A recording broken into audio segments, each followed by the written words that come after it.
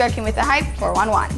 Vybz Kartel continues to experience the snail pace of our Jamaican justice system as his conspiracy trial was once again postponed this week. Kartel, along with his co-accused Gaza Slim, aka Vanessa Sadler, and Andre Henry, aka Pimpin, appeared in the corporate area resident magistrate's court to answer to conspiracy charges, but the trial was postponed because the prosecution had not served all the required documents on the defense. The three were charged with conspiracy to pervert the course of justice after an incident late last year where Gaza Slim filed a false police report claiming that she was robbed by a man who identified himself as Clive Williams, who is of course one of the men that Vybz Kartel is accused of murdering. Yes, so detectives say they are in possession of a cell phone with text messages sent from Kartel instructing Gaza Slim to carry out the act. This is the third case against Vybz Kartel that has been postponed over the last few weeks, but both of them are his murder charges and they were rescheduled.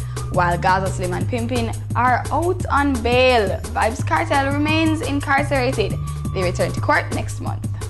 On Boxing Day, when the 2012-2013 LTM pantomime opens to the public, contemporary Jamaican youngsters will be front and center with Schoolers taking the stage.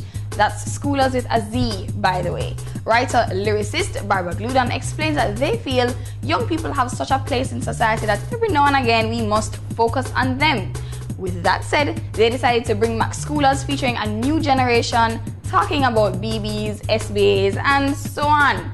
Some may remember the original Schoolers and Schoolers 2, which thrilled the local audiences back in 1989 and 1995 respectively before traveling as far as Toronto.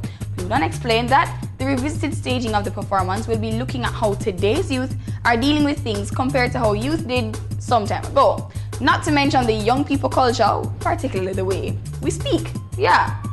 As with all the national pantomimes, the show promises wholesome entertainment for any age, with lively singing, energetic movement, vibrant costumes, and of course, lots of laughs. Definitely a Christmas treat you and your family should check out.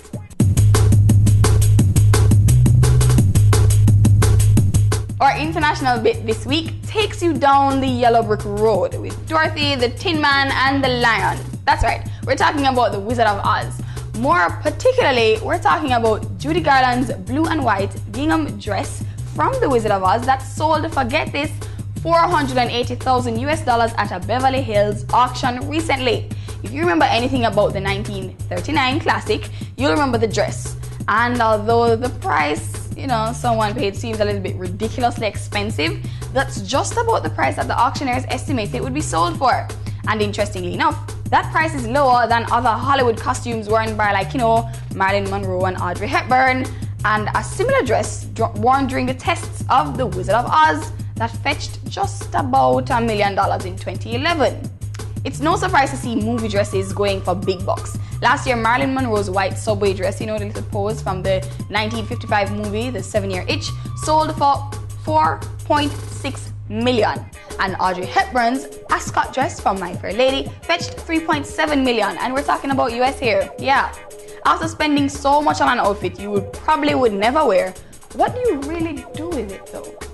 Today's parenting tip: teach your child to respect themselves, others, their country, and their environment. This can help build their self-esteem, curb bullying, build patriotic people, and of course, preserve our beautiful island home.